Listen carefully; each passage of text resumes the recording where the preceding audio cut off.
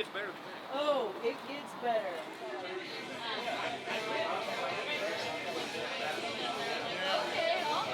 You're such slut.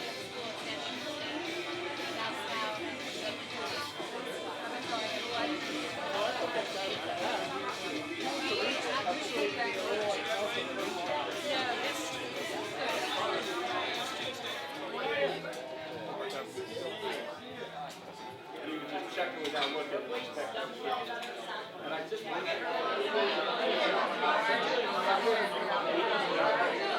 Mojo! Mojo! Mojo! Mojo is actually in the house. Did you just see that? If that doesn't quiet a room down, I don't know what does. But we are here together at our first Americana Fest that I've ever been at. Without them, Mojo and Jeremy in their physical form. So therefore I had to kind of make something up. Because I had to be here. Because they both live in our hearts every single day. It's hard for me to actually imagine trying to get through this week without them. So there's no other way that we can imagine how to do that other than kick it off with a celebration in the most ridiculous fashion, which is exactly, in my opinion, how Mojo would have imagined it. And the funniest thing is that his manager for life, Bullethead, had no idea. He actually thought this thing was a panel. But it looks like a panel to you. So instead we had Elvis bust into his hotel, drag him out of the hotel, get him over here to the Hubba Tiki Tonk that I think Mojo would have really fucking done. So we're gonna hang out for a little bit. We don't want this is not necessary. This isn't a memorial. It's a panel. It's a fucking panel.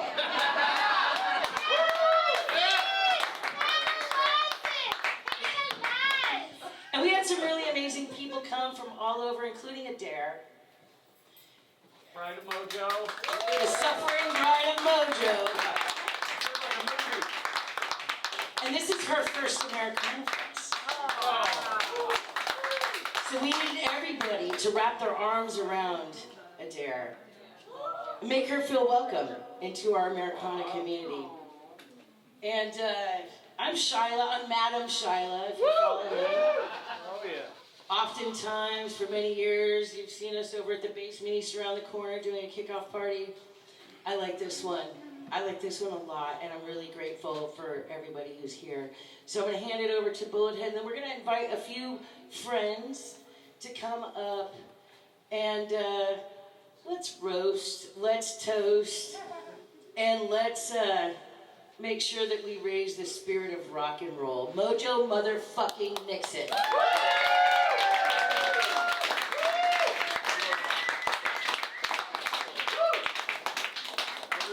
I really have nothing to do with this panel.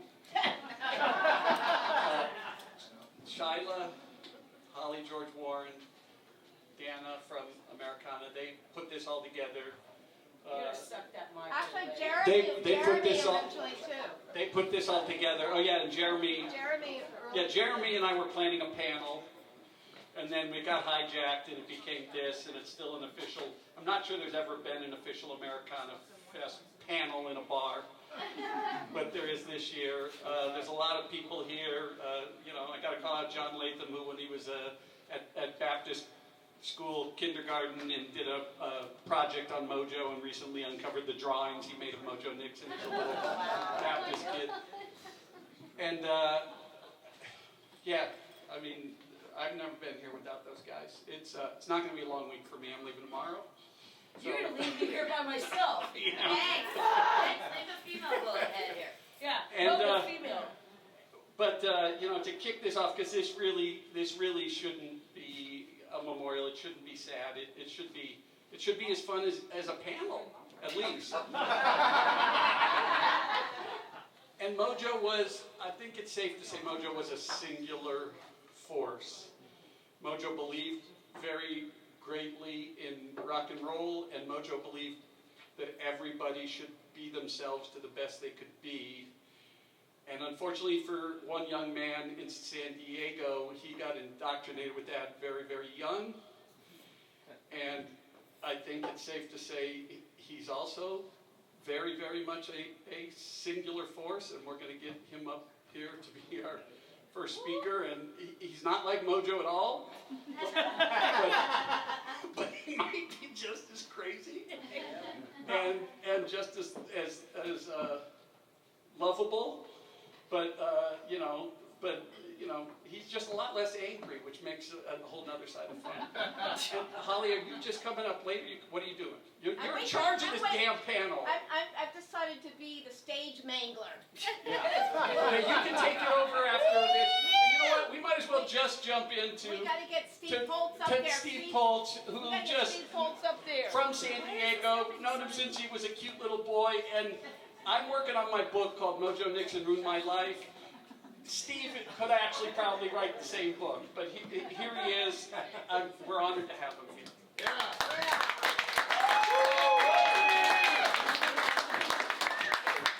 So Mojo, Mojo was one of my teachers, and he always freaked out because when I was a little kid in 1969, and this is the comeback special Elvis, it was in 1969, I was 9 years old. And I lived in Palm Springs, California. And the guy that lived across the street from us said, Steve, Elvis is flying in at 3 p.m. You guys can meet him if you like. So we rode our bikes, my sister and I, on the tarmac. My sister was older than myself. And Elvis Presley's private plane landed, and out stepped Elvis Presley. It was like 115 degrees. And I ran to him. He's wearing black leather, and he picked me up, and he put me on his shoulders, gave me his autograph, took off my little cowboy hat, ran his fingers through my hair, and then he saw my sister, Kathy, and he said, your sister sure is good looking. And I said, it's okay, Elvis, you could have her. So, flash forward years later, after that happened with Elvis, flash forward, I'm in San Diego. I go to the University of San Diego. I get out, and I used to go out to all these bars. I go to a movie theater. It was the art house in San Diego called the Ken Theater. And there, they're playing an art film. But they go, we're going to have a musician open up. Out comes Mojo Nixon with Skid Roper. And I see this guy who I had not heard of yet, pounding on a Sparkletts water bottle, going nuts, singing about how he wants to be stuffing Martha's muffin. And right when I saw him, I said, I love him. I don't even want to watch a movie. I don't remember what the movie was. It doesn't even matter. All I know is I left, and I went and started buying 7 inches that he put out, anything he put out, and I thought, that'd be so cool if I could one day meet him. And so one day I go to the Casbah, the original Casbah in San Diego, and there's a guy there, Bullet Head. He's got pants with special pockets in them with all the money they're making from the Mushroom Maniac shirts that are garage shirts. And I buy one from him. He won't remember this. He had so much money. And I still thought it would be cool if I could meet Mojo Nixon. So I end up starting a band called the Rugburns. We get signed by Frank Zappa's label called Bizarre Planet Records. They get Buddy Blue from the Beat Farmers to produce it. Buddy Blue says, how would you like Country Dick to sing on it and play accordion? Yes, of course. And then that leads me to Mojo Nixon. I finally meet Mojo Nixon. He listens to the Rugburns records, and he says, how would you guys like to come out on the road and open for Mojo? And so we go out, and this is my teacher. And he takes me out, and we're in the Midwest. We're in a place, Columbus, Ohio, playing a place called Stashes. Mojo treated me like he was Saddam Hussein, and I was the guy making sure he wasn't going to get poisoned. So he says, Pulse, come on down to the basement. I need you to try this meth. Make sure it's not poisonous. So I go down to the basement of Stashes. There's a guy there who has alopecia, has no hair anywhere, no eyebrows, nothing. He's wearing black leather, and his face is wrinkled like a lizard. And he says, I made this in a basement in the desert. Why don't you try it? Now, I'd never done crystal meth before, so I do the crystal meth. I proceed to go on stage with the Rugburns, and we destroy the place. I'm talking destroy it. I'm going nuts. So when we leave, Mojo has a meeting with us as the opening band and his band, and he says, "No more meth for Pulse." And then he says, "Y'all motherfuckers gonna make me work too hard." so he wouldn't let me do any meth again. So then, one thing leads to another. I go out on tour with a band called Dash Riprock. Me and Bill Davis from Dash Riprock said, "You want to write a song, Mojo?" So we write a song called "I'm Gonna UPS My Heart Next Day to You," which Mojo records. Well, at the same time, I had fallen in love with a girl named Jewel, who was a singer. She had moved in with me in San Diego. So Mojo, I'm the only person, I think, in the world that ever wrote a song with Mojo Nixon and Jewel. So then, I invite Mojo. Now, I'm going to be 65 coming up. I do an annual 50th birthday bash every year. So 16 years ago, by then, Mojo had become a very good friend. And I said, "Would you like to play the first annual 50th birthday bash?" He comes out on stage, and he goes, "Are you the fool that put his tool in Jewel?" That's how he opens the show. And then he proceeds to make the whole audience sing along to a song called "Steve Poltz is an old motherfucker." So he'd go, "When I say Steve Poltz, you scream, 'Is an old motherfucker.'" Now, if you know Mojo Nixon, which you do, nobody can get a crowd more riled up. So he starts going, "Steve Poltz is an old motherfucker. Steve Poltz is an old motherfucker. Steve Poltz is an old motherfucker. Steve Poltz is an old motherfucker." And the crowd's going nuts, nuts. So then he interviews me on Jeremy's channel there, Outlaw Country, and we do this great interview where I tell the story about doing meth. Mojo's just laughing. Knowing Mojo Nixon, one of the greatest things is this. Not only was he married to the greatest gal ever, Adair, but Mojo Nixon was very smart. A lot of people just don't know how smart he was. You might have thought he was just a NASCAR-loving, rock and roll, gin guzzling, frenzy guy. This guy politically was savvy, and he cared about other people. Mojo Nixon cared. It's the most amazing thing to see. I remember one time, I was a huge Chargers fan. He goes, "Pulse, Chargers are coming in. I can get you down on the field. All you have to do is hold this thing so you can hear the players cussing and the pads hitting." And it's like this big plastic thing, and I'm next to Mojo Nixon holding it on the field while the Chargers play the Bengals.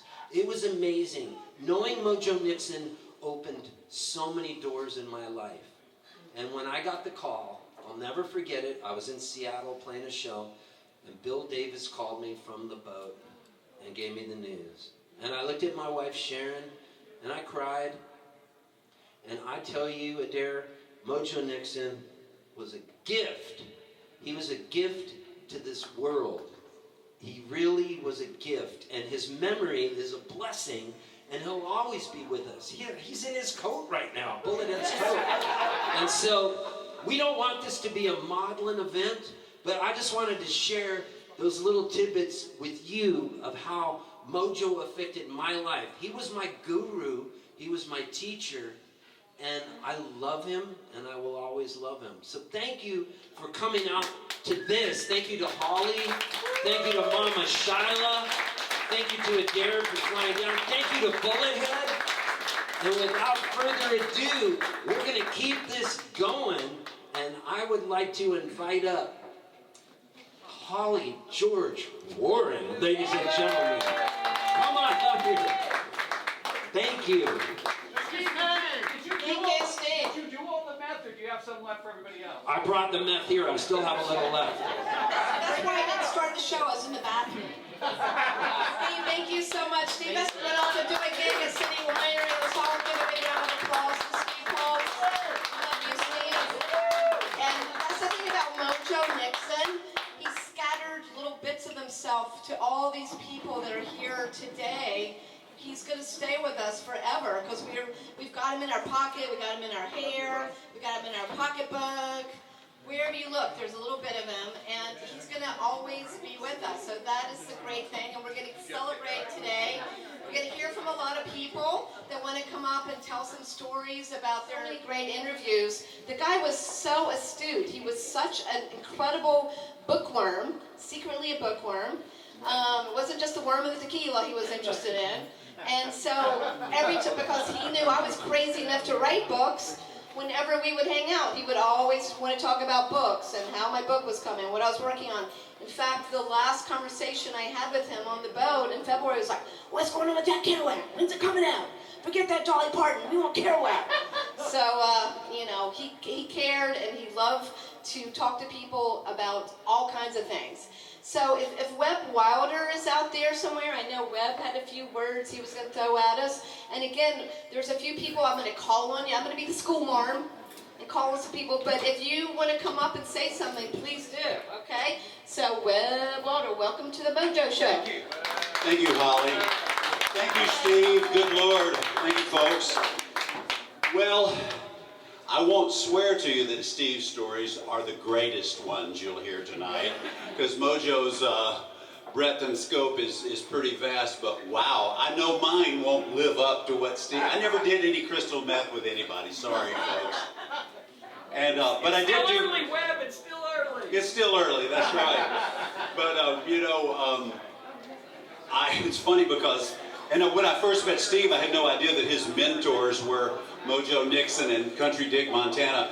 I loved the Beat Farmers. We did a show with the Beat Farmers at the club in Birmingham that every Southern and touring band had to play, which was an awful venue, the Nick. And I was having stomach trouble. We opened for the Beat Farmers, so I'm out in the van, and I found out later that Country Dick, while I'm passed out in the van, busted down the office door of the Nick, wanting to be paid sooner than they wanted to pay him. And then many years later, I was in a Riders in the Round with Steve at Folk Alliance. I'd never met Steve.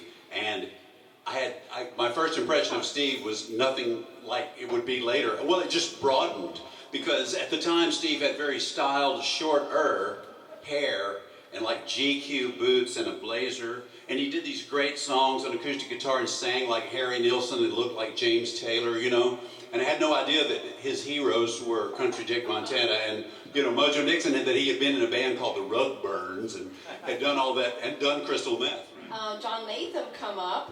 He's here with his dad. John Latham and father, dear friend, big fans. Tell us a little bit about your corrupted childhood when you were in kindergarten and how you were obsessed by the devil and started drawing pictures of that Mojo Nixon. Mojo Nixon was Jesus. I don't know what you're talking about. But, God, where do I even start? First of all, I want to thank Don Henley for having the good courtesy not to show up. Seriously. Little Deb, can you tell us a debauched story about Mr. Mojo Nixon? I'm not sure about debauchery. I met Mojo Nixon in North Carolina when I was 20 years old. I have a friend, Van Alston. He owned a lot of bars in Raleigh. I don't know if he was here from North Carolina. But he was a champion in the bars scene of North Carolina, the music scene. And when that boy was in high school, he used to go all the time to see Mojo Nixon play. And he was determined that one day he was going to meet Mojo Nixon. And eventually, after a couple of years, he did. And then he bought a bar called the Comet, and it was right next to one of Raleigh's legendary music clubs called the Brewery. And they had a little in-between the two bars. And one night, I was there seeing Dave Alvin, and he said, you've got to meet this guy. You've got to meet this guy, Mojo. I met him. I finally met him. I've wanted to meet him all of this time. And I remember sitting out back and meeting this guy, Mojo. And I'm like, oh, yeah, whatever, this is a Mojo guy. He was crazy. Said all kinds of weird, Mojo shit. And I was like, yeah, whatever. And that went on for a while. And then we saw Mojo a lot. And then I spent a lot of my 20s with Mojo chasing me around a bar, trying to slap me on the ass. And I'm like, I'm not going in the bar. Mojo's in there. If you could tell that 20-year-old girl today that now in 2024, not only would he have become one of my best friends in the entire world, not only would he have shaped my musical life and everything that I've done, it's just, I mean, I was like, I was scared of Mojo, as most people are. But if you could watch him running around a bar, trying to slap all the little girls' butts and have a good time and talking Mojo kind of things, it was a lot of fun. And then when I moved from North Carolina to Austin in 2000, I started a day party called Guitar Town that I had for 15 years to kick off South by Southwest. And it kind of rekindled with Mojo, and I would go to the Mojo Mayhem. I would wake up on Saturday morning and realize that I was dancing to Alan Oldie's band and that we were going to have pancakes and it was going to be a Mojo kind of thing. Fast forward to 2009, and my dear friend Shyla Morrow, my best friend in the entire world, she and I met in line. We'd known each other through the music business for a long time, but had never really been close friends. And she invited me to be her +1 one night, and I've been her +1 ever since. Yeah. And with Mojo, we became even closer because through that, we started coming to Americana Fest in 2009. It was Mojo, it was Tepper, it was me, it was Shyla, it was Bullethead. And if you told that 20-year-old girl that we were going to end up on a cruise ship, sailing around the world, and that I was going to be the female Bullethead and Shyla was going to be the male Mojo, and we were going to have a lot of fun going around on a rock and roll boat on a cruise, I would have asked you what kind of drugs you were on. But here we are 20, 25, 30 years later, and I'm so honored that I had Mojo in my life, and some of my best friends in the entire world came through Mojo. His wife, Adair, Bullethead, Shyla, Tepper. I mean, so many people. He's influenced my life in so many ways I can't even describe. And I want to thank everybody for being here tonight and honoring Mojo and honoring the fun that we've always had. We spent so many years holding court in the lobby of the Ryman, greeting everybody, having fun. Tepper running to us and going, Mavis Staples is on stage. So-and-so is on stage. You've got to go on. And we had to stop our antics. But we've had so many antics over the year. Him showing me his private parts for pictures, because that was the picture I had to have, and all the other crazy things that we did and the stupid things that we said, and the music and the people that he introduced me to and the people that I knew and the people that brought us together. And I can't think of a better person in my life to be that person that brought us all together. And I'm so thankful that even today when Mojo isn't with us, the spirit of Mojo will always live in my heart. The crazy little Deb will always live in my heart, and that I could be crazy with those people. And I love all of y'all, and thank you for being here tonight, and especially to Bullethead and Lorena and to Shyla and to Adair and to everyone else. Thank you.